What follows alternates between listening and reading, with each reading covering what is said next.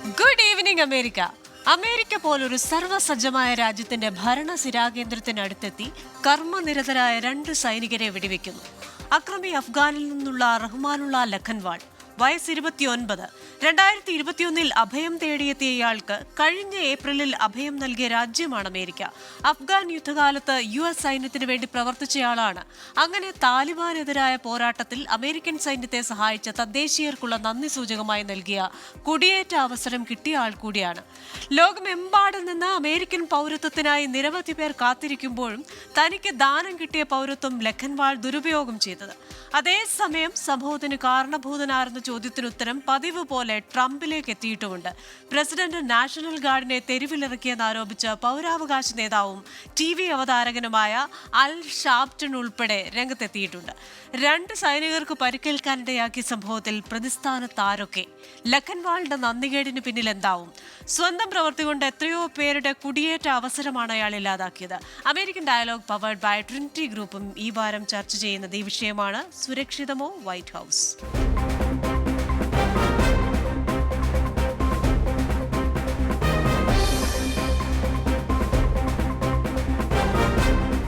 ഇന്നത്തെ എന്റെ അതിഥികൾ കൺസർവേറ്റീവ് ആക്ടിവിസ്റ്റും Florida Lee County Republican party committee മെമ്പറുമായ വിൻസെന്റ് സേവ്യർ പാലത്തിങ്കൽ,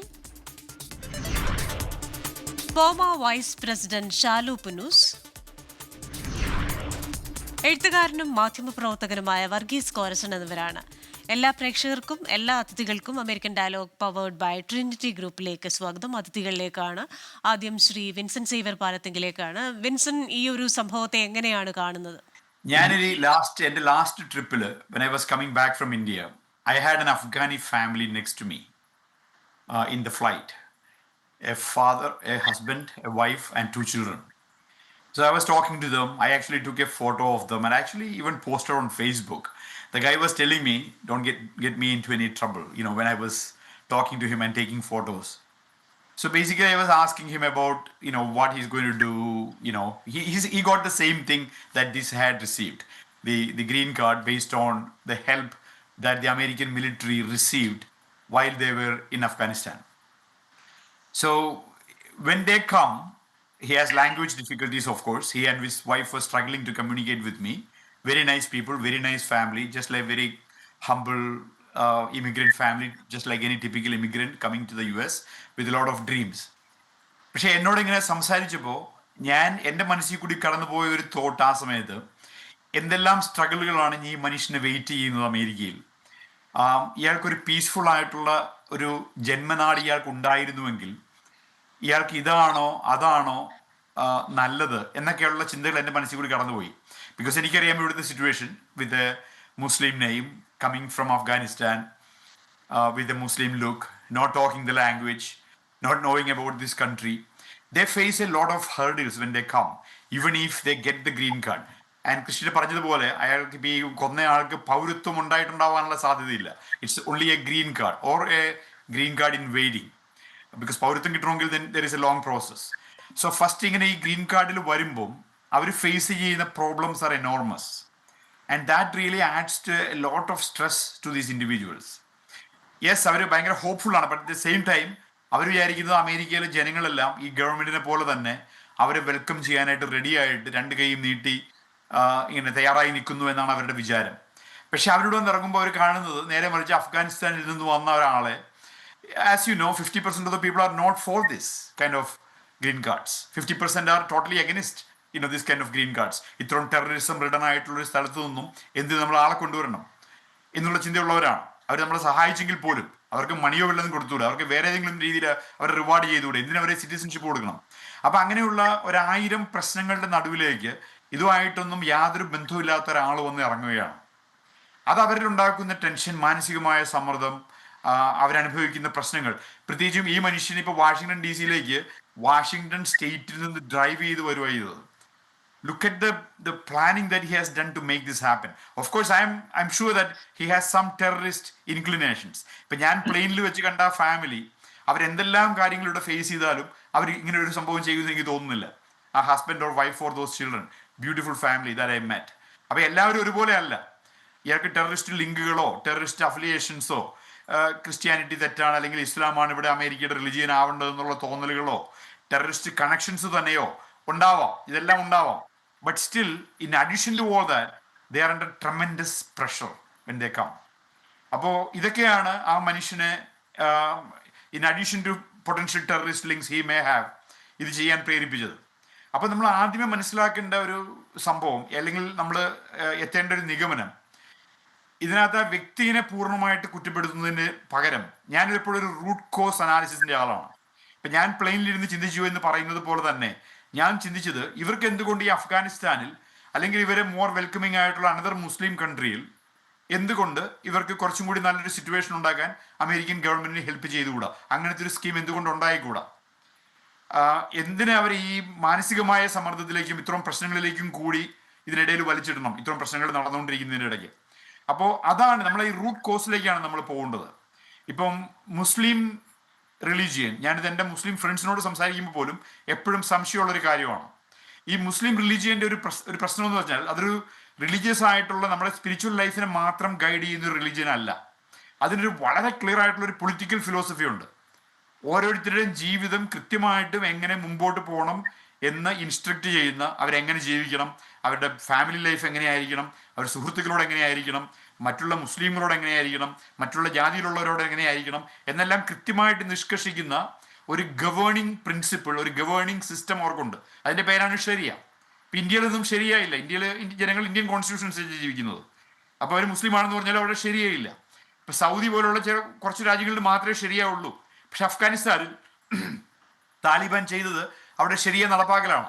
അപ്പം ഈ മനുഷ്യൻ ഫോർ എക്സാമ്പിൾ വർഷങ്ങളായിട്ട് ആ ശരിയ അനുസരിച്ചുള്ള മുസ്ലിം ജീവിതമാണ് നമുക്ക് വേണ്ടതെന്ന് വിശ്വസിക്കുന്ന ആളാണ്. അപ്പോൾ അയാൾ നോക്കുമ്പോൾ അയാൾ അമേരിക്കയിൽ കാണുന്നത് തിന്മയാണ്, എവിടെ നോക്കിയാലും കാണുന്നത് തിന്മയാണ്. ഞാൻ ഈ മനുഷ്യനെ ഞാൻ വ്യക്തിപരമായിട്ട് അറിയുന്നത് കൊണ്ടൊന്നും അല്ല പറയുന്നത്, ഞാൻ ജസ്റ്റ് ജനറലായിട്ട് മനുഷ്യർ മനസ്സിലാക്കേണ്ട ആ ഒരു റൂട്ട് കോസ് അനാലിസിസിലേക്ക് ഞാൻ പോകുന്നത്. അപ്പം ഇത്രയും തിന്മ അമേരിക്കൻ സൊസൈറ്റിയിൽ കാണാൻ സാധ്യതയുള്ള ഒരു മനുഷ്യന് ഈ സൊസൈറ്റിയുടെ ഉള്ളിലേക്ക് കാര്യമായ സപ്പോർട്ട് മെക്കാനിസം ഒന്നും ഇല്ലാതെ വളരെ ബേസിക് ആയിട്ടുള്ള support mechanisms, only green card and some money help കൊണ്ട് ഇറക്കി വിട്ടു കഴിഞ്ഞാൽ അയാൾ കാണുന്നത് മുഴുവൻ തിന്മയാണ്. അയാൾ നോക്കുമ്പോൾ പെണ്ണുങ്ങൾ തുണിയിലാണ് നടക്കുന്നു, ന്യൂഡിറ്റി. അയാൾ കാണുന്ന ശരിയായിട്ട് ചിന്തിക്കുമ്പം അയാൾ ചിന്തിക്കുന്നത് ഇതൊരു തിന്മയുടെ കേദാരമാണ് ഈ രാജ്യം. ഈ രാജ്യത്തിന് എത്രയും വേഗം നശിപ്പിക്കണം, വൈറ്റ് ഹൗസോ എങ്ങനെയെങ്കിലും ഇത് ഇല്ലാണ്ടാക്കണം. ബിക്കോസ് അയാൾ ഒരു സ്പിരിച്വൽ കോളിലാണ് പുള്ളി, ഒരു ഡിവൈൻ കോളിലാണ് പുള്ളി ഈ മനുഷ്യൻ. അപ്പം ഇതൊക്കെ നമ്മൾ റൂട്ട് കോസ് അനാലിസിസ്, കുറച്ച് സൈക്കോളജിയും കുറച്ച് ഹിസ്റ്ററിയും കുറച്ച് എക്സിസ്റ്റിംഗ് സിറ്റുവേഷൻസും മനസ്സിലാക്കിയാൽ ഇതിൻ്റെ ഒരു റൂട്ട് കോസ് അനാലിസിസിലേക്ക് നമുക്ക് എത്താൻ പറ്റും. ഇത്തരം ഇമിഗ്രേഷൻ നമുക്ക് നിരുത്സാഹപ്പെടുത്താൻ പറ്റും. They don't belong here.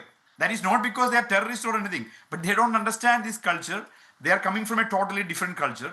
They think America is sin. It's a sin city. It's a sin country. So this has to be corrected right now. അപ്പോൾ അത്തരമൊരു റൂട്ട് കോസ് അനാലിസിസിലേക്കാണ് നമ്മൾ മീഡിയയും ഇവിടുത്തെ രാഷ്ട്രീയ പ്രവർത്തകരും ഇതിനൊക്കെ തീരുമാനമെടുക്കുന്ന കോൺഗ്രസ്മാന്മാരും സെനറ്റർമാരും എല്ലാം പോവേണ്ടത് എന്നുള്ളതാണ് എനിക്കിതിനെപ്പറ്റിയുള്ള എൻ്റെ ഒരു നിഗമനം. വ്യക്തിപരമായിട്ട് അയാളെ കൂടുതൽ വില്ലനായിട്ട് ചിത്രീകരിക്കുകയോ ഇതിനകത്തിനെല്ലാം ട്രംപിനെ വിളിച്ചുകൊണ്ട് വരികയോ ഒന്നും ചെയ്യാതെ ഇൻ്റലക്ച്വലായിട്ട് ഈ സംഭവങ്ങളെ വിശകലനം ചെയ്യുന്നത് വഴിയേ ഇതിനൊക്കെ ഒരു സൊല്യൂഷൻ അല്ലെങ്കിൽ സൊല്യൂഷനിലേക്കുള്ളൊരു പാത നമുക്ക് വെട്ടിത്തുറക്കാൻ പറ്റുകയുള്ളൂ എന്നാണ് ഞാൻ വിശ്വസിക്കുന്നത്. ശരി, ശ്രീ വർഗീസ് കോരസൻ, ഈ കുടിയേറ്റക്കാരോട് ഇത്രയധികം എന്താ പറയുക മനോഹരമായ ഒരു മനോഭാവമുള്ള ഒരു രാജ്യം വേറെ ഉണ്ടോ എന്ന് ചിന്തിക്കുന്ന രീതിയിലുള്ള ഒരു പാരമ്പര്യമാണ് അമേരിക്കയ്ക്കുള്ളത്. നമ്മൾ ഈ എലീസ് ഐലൻഡിൽ വന്നിറങ്ങുന്ന ഓരോ വ്യക്തിയെയും എത്ര സ്നേഹത്തോടു കൂടെയാണ് ആ രാജ്യം ചേർത്ത് പിടിച്ചത്. ആ വ്യക്തിയുടെ നൈപുണ്യത്തെ അല്ലെങ്കിൽ കഴിവിനെ, മികവിനെ എങ്ങനെ ആ സമ്പദ് വ്യവസ്ഥയ്ക്ക് ഉപകാരപ്രദമായി ഉപയോഗിച്ചു, എങ്ങനെയാണ് പിന്നീടൊക്കെ അവരുടെ ജീവിതം മാറി മറിഞ്ഞതെന്നൊക്കെ നമ്മൾ കണ്ടതാണ്. അപ്പോൾ ഈ വിൻസൻ പറഞ്ഞതുപോലെ തന്നെ തികച്ചും വിഭിന്നമായ സംസ്കാരവും പാരമ്പര്യവും ചിന്താധാരയും മതവിശ്വാസവും ഒക്കെ ഉള്ള ഒരു രാജ്യത്ത് നിന്ന് ഇത്തരത്തിൽ പൗരന്മാരെ മറ്റ് പരിഗണനകളില്ലാതെ ഒരു ഉപകാര സ്മരണ എന്ന രീതിയിൽ അമേരിക്കയിലേക്ക് കൊണ്ടുവരികയും അവർക്ക് ഗ്രീൻ കാർഡ് പോലെയുള്ള സൗകര്യങ്ങൾ ചെയ്തു കൊടുക്കുകയും ചെയ്യുമ്പോൾ അത് രാജ്യത്തിന് തന്നെ വിനയാകുന്ന ഒരു ഘട്ടത്തിലേക്ക് കാര്യങ്ങൾ പോകുന്നുണ്ടോ? അമേരിക്കൻ പൗരന്മാരിൽ ചിലർ ചോദിക്കുന്നത് പോലെ തന്നെ അവർക്ക് അവരുടേതായ രാജ്യത്ത് തന്നെ അവർക്ക് വളർച്ചയ്ക്കുള്ള സാഹചര്യങ്ങൾ അല്ലെങ്കിൽ ഏതെങ്കിലും തരത്തിലുള്ള അവർക്ക് ആവശ്യമുള്ള സഹായങ്ങൾ ചെയ്തു കൊടുത്താൽ പോരെ എന്നൊരു ചോദ്യം ഈ ഒരു സംഭവത്തെ തുടർന്ന് ഉന്നയിക്കപ്പെടുന്നുണ്ടോ? ഏറ്റവും ക്ലാസിക്കലായിട്ടുള്ള ഒരു എക്സാമ്പിൾ ഈ റെഫ്യൂജീസിനെ പറ്റി പറയുമ്പോൾ ആൽബർട്ട് ഐൻസ്റ്റീന് ഒരു റെഫ്യൂജിയായിട്ട് അമേരിക്കയിൽ വന്നു. ഇന്ന് ലോകത്തിന് ഏറ്റവും വിളക്കായ ഒരു ദീപസ്തംഭമായിട്ട് മാറിയ ഒരു റെഫ്യൂജിയാണ് ആൽബർട്ട് ഐൻസ്റ്റൈൻ. അത് ആ ഒരു 1944 ആ ഒരു സെക്കൻഡ് വേൾഡ് വാറിന് ശേഷമുള്ള ഈ ഹോളോകോസ്റ്റിന് ശേഷം ഉണ്ടായ ഒരു സംഭവ വികാസമാണ്. അപ്പം നമ്മൾ ഈ അമേരിക്കയിലേക്ക് എടുക്കുന്ന റെഫ്യൂജീസ് അവരെ ഈ രാജ്യത്തെ സമ്പന്നമാക്കിയ ഒരു വലിയൊരു ചരിത്രം അതിന്റെ പറയുന്നത്. പക്ഷെ എനിക്ക് 2 കാര്യങ്ങൾ പറയാനുണ്ട്. ഒന്ന് ഈ സേഫ്റ്റിയുടെ വിഷയമാണ്. നമ്മളിപ്പം അഫ്ഗാൻ നിന്ന് വന്ന ആൾക്കാരെ ഏറ്റവും കൂടുതൽ ആൾക്കാർ ഇവിടെ എടുക്കുമ്പോൾ അവരുടെ ചിന്താഗതിയെ പറ്റി വിൻസനൊക്കെ പറഞ്ഞു. പക്ഷെ ഒന്ന് സെപ്റ്റംബർ 11 സംഭവം നടക്കുമ്പോൾ അന്ന് അമേരിക്കയെ ഏറ്റവും ഹേർട്ട് ചെയ്ത ഒരു സംഭവമാണ്. അത് അമേരിക്കയുടെ ഹൃദയത്തിൽ ഏറ്റവും വലിയൊരു മുറിവേൽപ്പിച്ച ഒരു സംഭവമാണ്. അന്ന് നമുക്ക് മനസ്സിലായി അന്ന് അമേരിക്കയെ അറ്റാക്ക് ചെയ്തവരുടെ മനസ്സിലുള്ള വികാരം എന്താണെന്ന് മനസ്സിലായി. അമേരിക്കയെ എങ്ങനെ മുറിവേൽപ്പിക്കണമെന്ന് അവർക്ക് വ്യക്തമായുള്ള കാഴ്ചപ്പാടുണ്ടെന്ന് മനസ്സിലായി. അത് കഴിഞ്ഞിട്ട് 22-23 വർഷത്തിന് ശേഷം ഇന്ന് അമേരിക്ക കൂട്ടുകൂടിയിരിക്കുന്ന ഫ്രണ്ട്ലി ആയിരിക്കുന്ന രാജ്യങ്ങൾ, അന്ന് ബിൻ ലാഡനെ ഒളിപ്പിച്ച രാജ്യം, അന്നത്തെ ആ പ്രോസസ്സിന് ഫണ്ട് ചെയ്ത രാജ്യം, ഇതൊക്കെ ഇന്ന് അമേരിക്കയുടെ ഏറ്റവും ഫേവറേറ്റ് നേഷൻസ് ആയിട്ട് മാറിയിരിക്കുകയാണ്. ഇന്ന് അമേരിക്കയുടെ ഏറ്റവും വലിയ വിധി വൈപരീത്യം എന്ന് പറയുന്നത് നമ്മുടെ ഇടയിലുള്ള ശത്രുക്കളെ മനസ്സിലാക്കാനായിട്ട് ഇന്ന് അമേരിക്കയ്ക്ക് കഴിയുന്നുണ്ടോ എന്നുള്ള ഒരു സാഹചര്യമാണ്. അത് ജാനുവരി 6 അമേരിക്കയുടെ കോൺഗ്രസ് അമേരിക്കനിലെ അറ്റാക്ക് ഏറ്റവും വലിയ അറ്റാക്ക് ഉണ്ടായി, ജനാധിപത്യത്തിനെതിരായിട്ടുള്ള ഏറ്റവും വലിയ അറ്റാക്ക് ഉണ്ടായത് ജാനുവരി 6 അന്ന് പകച്ചുപോയി. ഇന്ന് അമേരിക്ക ഡിവൈഡായി. അന്ന് സെപ്റ്റംബർ 11 അമേരിക്ക ഒന്നായിരുന്നെങ്കിൽ ഈ കഴിഞ്ഞ ഈ ജാനുവരി 6 ഉണ്ടായ അറ്റാക്കിന് ശേഷം അമേരിക്ക ഡിവൈഡറായി. എന്തുകൊണ്ടായി? കാരണം വിൻസെന്റ്, ഞാൻ പറഞ്ഞു കഴിഞ്ഞിട്ട് ഭയങ്കര പേടി എനിക്ക് ഇപ്പോഴും കാണാം. ജാനുവരി 6 എന്ന് പറയുമ്പോൾ ഇതൊക്കെ ചുമ്മാ ഡ്രാമയാണ്.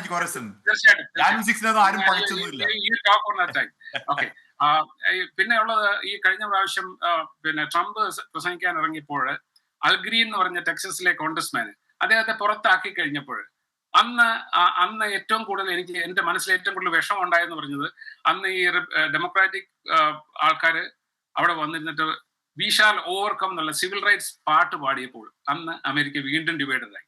ഇന്ന് അമേരിക്കയെ ബാധിക്കുന്ന പ്രശ്നം എന്ന് പറയുന്ന ഇസ്ലാമൈസേഷനും അല്ലെങ്കിൽ ഇസ്ലാമോഫോബിയോ ഒന്നും അല്ല. ഇന്ന് അമേരിക്ക ഡിവൈഡ് ചെയ്യുന്ന പലവിധ ഘടകങ്ങളുണ്ട്. അത് മനസ്സിലാക്കണം. ഒന്ന് പിന്നെ അമേരിക്കയിലെ അല്ലെ യൂറോപ്യൻ വാല്യൂസ്, അമേരിക്ക പ്രൊഡ്യൂസ് ചെയ്ത ഒരു ക്രിസ്ത്യൻ വാല്യൂ ആണ് അല്ലെ യൂറോപ്പും പ്രൊഡ്യൂസ് ചെയ്തിട്ടുള്ളത്. പരദേശികളെ സ്വീകരിക്കുക, അവരെ സ്വീകരിക്കുക, നിങ്ങൾ വിശന്നിരുന്നപ്പോൾ എനിക്ക് ഭക്ഷണം തന്നു എന്നുള്ള ക്രിസ്തുവിന്റെ സുവിശേഷമാണ് ഈ യൂറോപ്പിനെയും അമേരിക്കയ്ക്ക് നയിക്കുന്ന ഒരു ചാലക ശക്തി, ഒരു ബിബ്ലിക്കൽ ഒരു ഫിലോസഫി ഉണ്ട്. അപ്പൊ അത് മിസ്യൂസ് ചെയ്യുന്നുണ്ട് ഇപ്പോഴത്തെ രാജ്യങ്ങൾ. The western goodness, the western thinking, അവരൊരു ഓപ്പൺനെസ്, അത് ഇന്ന് യൂറോപ്പിലാണെങ്കിലും. ഞാൻ കഴിഞ്ഞ 2 വർഷം മുമ്പ് നെതർലൻഡ്സിൽ കൂടെ പോയി കഴിഞ്ഞപ്പോൾ 4 ക്രൂസ് ഷിപ്പ് അവിടെ ലാൻഡ് ചെയ്തിരിക്കുകയാണ്. കാരണം അതിനകത്ത് ഫുൾ ഓഫ് ആൾക്കാർ ഈ പിന്നെ അഫ്ഗാനികളും കോങ്കോ എന്നുള്ളവരും ഗാസ എന്നുള്ള പലസ്തീനുകളുമായിട്ടുള്ള 4 ഫുൾ ക്രൂസ് ഷിപ്പ് അവിടെ ലോഡ് ചെയ്തിരിക്കുകയാണ്. കാരണം അവർ 3 മാസമായി അവർ നിൽക്കുകയാണ്. അവർ തിരിച്ചു പോകണില്ല. കാരണം അവർക്ക് യൂറോപ്പിൽ ഇറങ്ങണം. യൂറോപ്പിൽ ഏതെങ്കിലും ഒരു സ്പോട്ട് ഇറങ്ങി കഴിഞ്ഞു കഴിഞ്ഞാൽ അവർക്ക് യൂറോപ്പിലോട്ട് എങ്ങോട്ട് വേണേൽ സഞ്ചരിക്കാം. അത് വേണ്ടിയിട്ട് അവർ കംപ്ലീറ്റ് ഡോക്യുമെന്റ്സ് ഇല്ലാതെ അവിടെ വന്ന് ലാൻഡ് ചെയ്ത് കിടക്കുന്ന ഒരു സംഭവം ഉണ്ടായി. അപ്പം ഇങ്ങനെ ഒരു യൂറോപ്പിന്റെ ഒരു ഓപ്പൺനെസ് അല്ലെങ്കിൽ അമേരിക്കയുടെ ഒരു ഓപ്പൺനെസ് മിസ്യൂസ് ചെയ്യുന്ന ഒരു വലിയൊരു ഘടകമുണ്ട്. അപ്പൊ അതിനകത്ത് ആൾക്കാര് നല്ല ആൾക്കാരുണ്ട്. പക്ഷെ അതിൻ്റെ കൂട്ടത്തിൽ തന്നെ ഈ അമേരിക്കയെ, ഈ ക്രിസ്ത്യൻ വാല്യൂസിനെയും അല്ലെങ്കിൽ യൂറോപ്പിനെയും നശിപ്പിക്കണമെന്ന് പറഞ്ഞ വാശിയെടുത്ത് പ്രതിജ്ഞ എടുത്ത കുറെ ആൾക്കാരോട് ഇതിനകത്ത് ഒന്ന് കയറിയിട്ടുണ്ട്. അങ്ങനെയുള്ള ഒരു ഘടകമാണ് നമ്മളിപ്പോൾ ഈ കണ്ട ഒരു സാഹചര്യം എന്ന് പറയുന്നത്. അപ്പൊ ഈ പിന്നെ അമേരിക്ക റെഫ്യൂജി സ്റ്റാറ്റസിൽ വരുമ്പോൾ എന്താണ് 100,000 125,000 റെഫ്യൂജീസിനാണ് നമ്മൾ റിസീവ് ചെയ്യാനായിട്ട് അക്സെപ്റ്റ് ചെയ്തേക്കുന്നത് ബൈഡന്റെ സമയത്ത്. അത് ട്രംപിന്റെ സമയത്ത് അത് 10,000 താഴെയായി. വളരെ കുറഞ്ഞ ഒരു മിനിസ്ക്യൂൾ ആൾക്കാരാണ് റെഫ്യൂജീസ് നമ്മൾ അക്സെപ്റ്റ് ചെയ്തത്. പക്ഷെ ഇവരെ കംപ്ലീറ്റ് വെറ്റിംഗ് പ്രോസസ് ഒക്കെ എടുത്ത് ഇവരുടെ സാഹചര്യങ്ങളെല്ലാം മനസ്സിലാക്കിയാണ് ഇവരെ അക്സെപ്റ്റ് ചെയ്തത്. ഈ ഇദ്ദേഹത്തെ പറ്റി പറഞ്ഞ റഹ്മത്തുള്ള ലക്വാലിനെ പറ്റി പറയുമ്പോൾ തന്നെ അദ്ദേഹം ഈ കംപ്ലീറ്റ് വെറ്റിംഗ് പ്രോസസ്സിൽ കൂടെ തന്നെ കടന്നുപോയ മനുഷ്യനാണ്. എങ്ങനെ ഇദ്ദേഹത്തെ മനസ്സിലാക്കാൻ പറ്റും? ഇദ്ദേഹത്തിന്റെ മനസ്സിലുള്ള തീവ്രവാദം എങ്ങനെ മനസ്സിലാക്കാൻ പറ്റും? അപ്പൊ അങ്ങനെ ഉള്ള ഒരു സാഹചര്യത്തിൽ ഈ അമേരിക്കയിൽ കടന്നു വന്നിട്ട് അമേരിക്കക്കെതിരായിട്ട്, അമേരിക്കയുടെ സാമ്രാജ്യത്തിന്റെ എതിരായിട്ട്, അല്ലെങ്കിൽ അമേരിക്കയുടെ വാല്യൂസിന് എതിരായിട്ട് ഇവർ ഫൈറ്റ് ചെയ്യുമ്പോൾ ഇവരെ എങ്ങനെ ഐഡന്റിഫൈ ചെയ്യാൻ പറ്റും? നമുക്ക് ചെയ്യാൻ പറ്റുന്ന ഒരു കാര്യം എന്ന് പറഞ്ഞാൽ നമ്മുടെ കാലഘട്ടത്തിൽ ഈ സാഹചര്യങ്ങളെ മനസ്സിലാക്കുക എന്നുള്ളതാണ്. ഈ നാഷണൽ ഗാർഡ്സിന്റെ കാര്യം പറഞ്ഞു. നാഷണൽ ഗാർഡ്സ് ഇത് സാഹചര്യമായിട്ട് ഞാൻ പറയാണ്. നാഷണൽ ഗാർഡ്സ് 1636 മുതൽ കോളനികളെ പ്രൊട്ടക്ട് ചെയ്യാൻ വേണ്ടിയിട്ടൊക്കെ ഒരു ചെറിയൊരു സംഘടനയാണ്. അത് ചെറിയ ചെറിയ ഗ്രൂപ്പ്, മിലിറ്റന്റ് ഗ്രൂപ്പാണ്. അവര് കമ്മ്യൂണിക്കേറ്റ് ചെയ്യുന്ന സാഹചര്യങ്ങൾ വേറെയാണ്. അവർ ഓപ്പറേറ്റ് ചെയ്യുന്ന വ്യത്യസ്തമായിട്ടുള്ള സാഹചര്യങ്ങൾ കൂടെയാണ്. അവർ ഓപ്പറേറ്റ് ചെയ്യുന്ന അവരുടെ പള്ളികളും അവരുടെ അന്നത്തെ കാലഘട്ടത്തിൽ പറയുന്നുണ്ട്, പള്ളിയിലെ മണി അടിച്ചു കഴിഞ്ഞാൽ ഈ ആൾക്കാര് പിന്നെ എവിടെയെങ്കിലുമൊക്കെ ജോലി ചെയ്യുന്ന ആൾക്കാർ അന്നേരം ജോലി വിട്ടിട്ട് കലപ്പയൊക്കെ എല്ലാം വിട്ടിട്ട് വുഡും ഒക്കെ വിട്ടിട്ട് അവര് തോക്കും എടുത്തുകൊണ്ട് ഇറങ്ങാൻ, പെണ്ണുങ്ങളെ കുട്ടികളെ എല്ലാം ശരിക്കും. അപ്പൊ അവര് നോക്കിക്കൊണ്ട് ഇവര് യുദ്ധത്തിന് ഇറങ്ങുന്ന ഒരു കൂട്ടം ആൾക്കാരാണ് നാഷണൽ ഗാർഡ്സ് എന്ന് പറയുന്നത്. ഈ നാഷണൽ ഗാർഡ്സിന്റെ ഒരു സ്പിരിറ്റ് വേറെയാണ്. അമേരിക്കയുടെ സബർബ്സില് 4 ലക്ഷക്കണക്കിന് ആൾക്കാര് പിന്നെ ഈ നാഷണൽ ഗാർഡ്സ് ആയിട്ടുണ്ട്. അവര് കമ്മ്യൂണിക്കേറ്റ് ചെയ്യുന്ന ഒരു കാര്യമുണ്ട്. ഇന്ന് അവരെ ബാധിക്കുന്ന പ്രശ്നങ്ങള് ഈ അമേരിക്കയിലെ ബ്ലാക്സ് അല്ല, ഇന്നത്തെ ബ്രൗൺ ആൾക്കാരാണ്. ഇന്ന് അമേരിക്കയെ പിന്നെ നയിക്കാനായിട്ടുള്ള വിവേക് രാമസ്വാമിയും അല്ലെങ്കിൽ കാഷ് പട്ടേലും ഇങ്ങനെ തുടങ്ങുന്ന ബ്രൗൺ ആൾക്കാര് അമേരിക്കയുടെ നേതൃത്വം ഏറ്റെടുക്കുമ്പോൾ അവർ ത്രട്ടൻഡ് ആണ്. ഇത് white people are really threatened. അപ്പൊ അങ്ങനെയുള്ളൊരു സാഹചര്യത്തിൽ ഞാൻ പറഞ്ഞു വരുന്നത്, അമേരിക്ക ഡിവൈഡ് ചെയ്തിട്ടുണ്ട്. അമേരിക്ക വല്ലാത്ത രീതിയിൽ ഇന്ന് മാറി മറിച്ചിട്ടുണ്ട്. അതിനിടയിലെ ലോകവും മാറിയിട്ടുണ്ട്. ഇപ്പൊ ഇതൊരു വല്ലാത്തൊരു കോൺഫ്ലിക്റ്റിലേക്കാണ് കടന്നിരിക്കുന്നത്. നമ്മൾ മനസ്സിലാക്കേണ്ട ഒരു വിഷയം എന്താണെന്ന് ചോദിച്ചു കഴിഞ്ഞാൽ, എന്താണ് ഇതിന്റെ റൂട്ട് കോസ്? ഇപ്പം പിന്നെ അഫ്ഗാനികൾ, എൻ്റെ ഒരു വളരെ ഇമ്മീഡിയറ്റ് ഉള്ള നെയ്ബർ അഫ്ഗാനിയാണ്. പക്ഷെ അവര് ഓപ്പറേറ്റ് ചെയ്യുന്ന സംവിധാനമൊക്കെ എനിക്കറിയാം. കാരണം ഒരു സാധാരണ പെണ്ണുങ്ങളാരും ജോലിക്ക് പോകാറില്ല. ആണുങ്ങളെ ഈ കാറ് വിറ്റും അല്ലെങ്കിൽ മറ്റുള്ള രീതിയിലൊക്കെ സാഹചര്യത്തിലൊക്കെ നിൽക്കുന്നുണ്ട്. പക്ഷെ ദേ ആർ വെൽ റിച്ച് ആയിട്ടുള്ള ആൾക്കാരാണ്. അവർ പൈസ മാനേജ് ചെയ്യാൻ അറിയവർക്ക്. അവർ കൂടുതൽ അസറ്റ് പിന്നെ അമാസ് ചെയ്യുന്നുണ്ട്. പക്ഷെ അതേസമയം അവർക്ക്, ഞാൻ മനസ്സിലാക്കിയിടത്തോളം, അമേരിക്കയോടുള്ള കൂറിന് വളരെയധികം കുറവായിട്ടാണ് കാണുന്നത്. ശ്രീ ഷാലു പുന്നൂസ്, ഇപ്പൊ ഇവിടെ വരുന്ന ഒരു ചോദ്യം എന്ന് പറയുമ്പോൾ, നമ്മൾ ഒരു പർട്ടിക്കുലർ കമ്മ്യൂണിറ്റി അല്ലെങ്കിൽ ഒരു ഗ്രൂപ്പ് ഓഫ് ആൾക്കാർക്ക് ഒരു കളക്റ്റീവ് പണിഷ്മെന്റ് കൊടുക്കുന്നത് പോലെയുള്ള സംഭവങ്ങളിലേക്ക് പോകുന്നത്, അത് എന്താ പറയുന്നത്, നമ്മുടെ ലോകത്ത് മൊത്തമുള്ള ആൾക്കാരുടെ ഒരു ചിന്തയ്ക്കും അവർക്ക് ചില ആശങ്കകൾക്കും ഒക്കെ വഴിയൊരുക്കും. അങ്ങനെ ഒരു സാധ്യത കൂടെ ഇവിടെ ഇല്ലേ?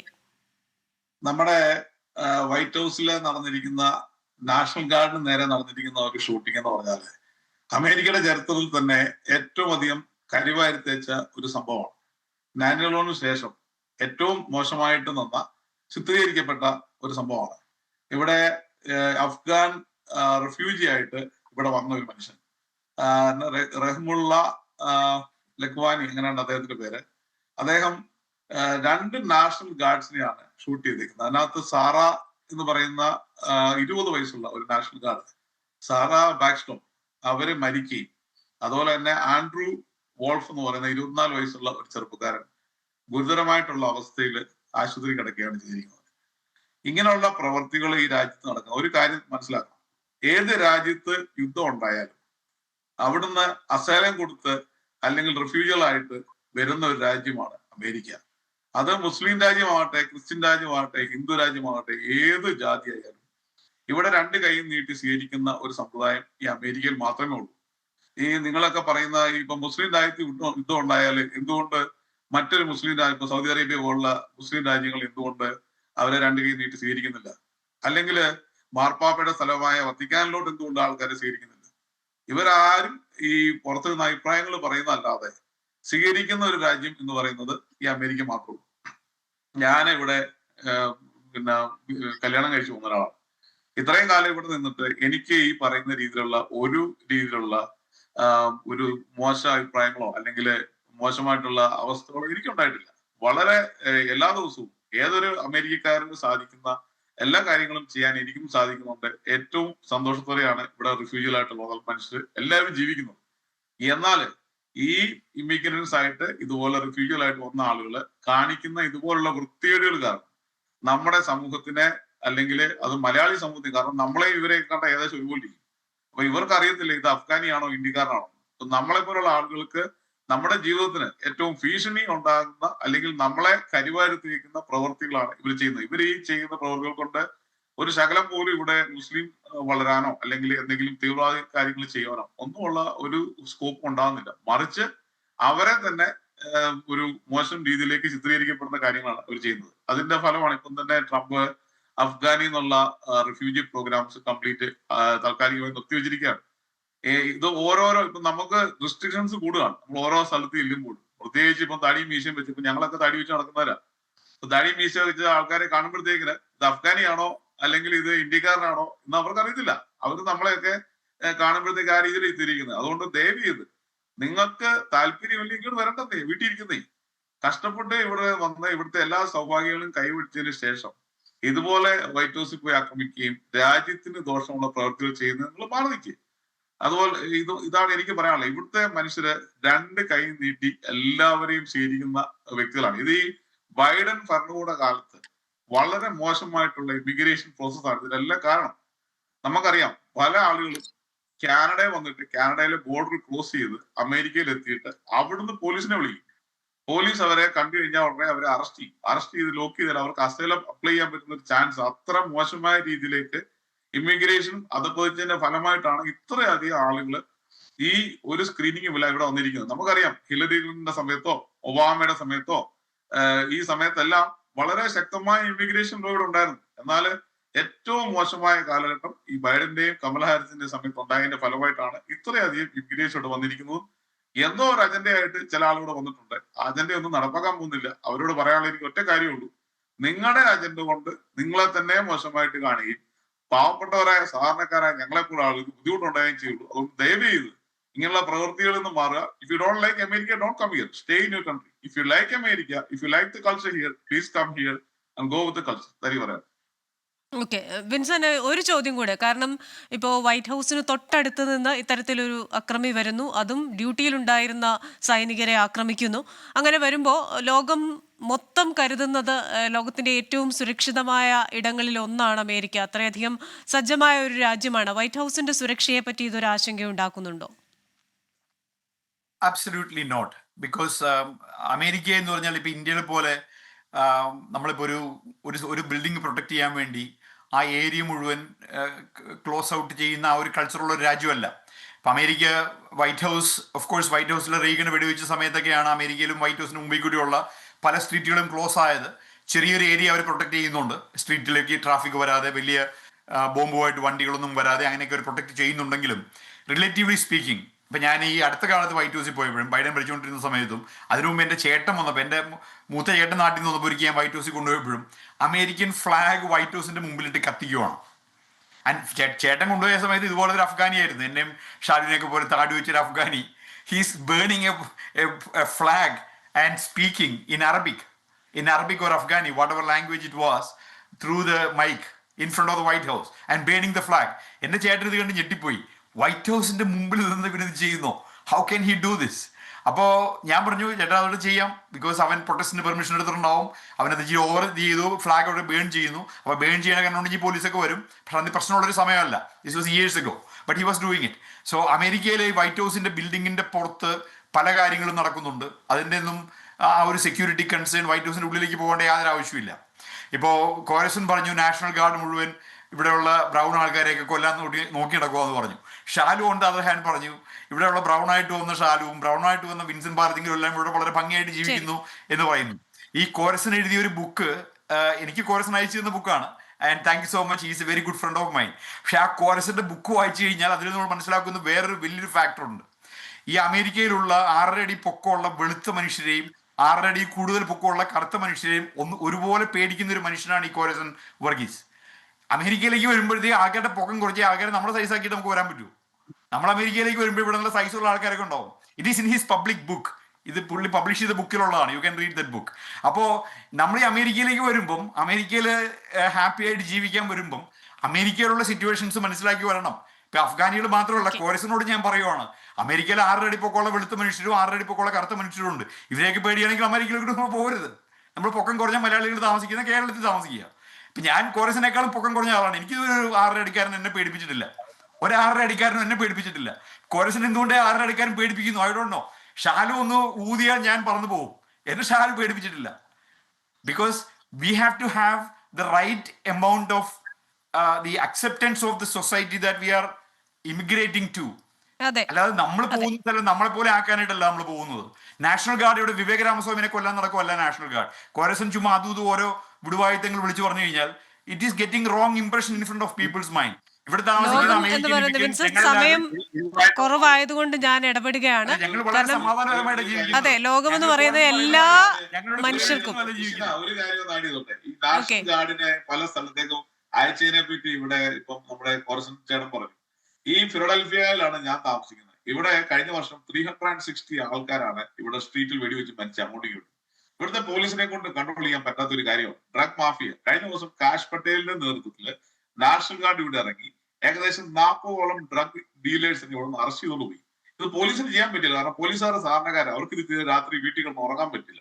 അപ്പൊ അങ്ങനെയുള്ള പോലീസ് ചെയ്യാൻ പറ്റാത്ത പ്രവൃത്തികൾ കാഷ് പട്ടേൽ ഇവിടെ ഫിലഡൽഫിയ വന്ന് പത്രസമ്മേളനം നടത്തി. ഇവിടെ നിങ്ങളെല്ലാം കേട്ടാണ് കെൻസിംഗ്ടൺ അമേരിക്കയിലെ അമേരിക്കയുടെ ശാപം കെൻസിംഗ്ടൺ എന്ന് പറയുന്നത് അവിടെ കെൻസിംഗ്ടണിലെ ഡ്രഗ് അടിച്ച ആൾക്കാർ വളഞ്ഞും ചരിഞ്ഞും നിൽക്കുന്നത്. ആ സ്ട്രീറ്റ് ക്ലീൻ ചെയ്തു. ആ സ്ട്രീറ്റിലുള്ള മുഴുവൻ ആൾക്കാരെയും അവിടുന്ന് നീക്കം ചെയ്തു. ഇന്ന് ആ സ്ട്രീറ്റ് ക്ലീൻ ആണ്. ഇന്ന് നിങ്ങൾ പോയി നമുക്ക് സമയം കുറവാണ്. നമ്മളിപ്പോ ചർച്ച ചെയ്തുകൊണ്ടിരിക്കുന്നത് നമ്മുടെ ടോപ്പിക്കുമായി ബന്ധപ്പെട്ട കാര്യവുമല്ല. അതുകൊണ്ട് സമയപരിമിതി മൂലം ഈ ചർച്ച ഇവിടെ പൂർണ്ണമാവുകയാണ്. എന്തായാലും ലോകത്തെല്ലാ മനുഷ്യർക്കും ജീവിക്കാൻ അവകാശമുണ്ട്. അത് അവരോരോരുത്തരും അവരുടെ സംസ്കാരത്തോടും മതത്തോടും ഒക്കെ ഇണങ്ങിയ സ്ഥലത്ത് ജീവിക്കുമ്പോൾ അതിൻ്റെതായ മെച്ചം അവരുടെ ജീവിതങ്ങളിലും ഉണ്ടാകും. അത് ഇതേപോലെയുള്ള സംഭവങ്ങൾ ആവർത്തിക്കാതിരിക്കട്ടെ. വളരെ നന്ദി ചർച്ചയിൽ പങ്കെടുത്തതിന് Shri Vincent Xavier Palathinkal, Shri Varghese Korason and Shri Shalu Punnoose. American dialogue powered by Trinity group. അടുത്തയാഴ്ച മറ്റൊരു വിഷയവുമായി വീണ്ടും കാണാം. Till then stay safe.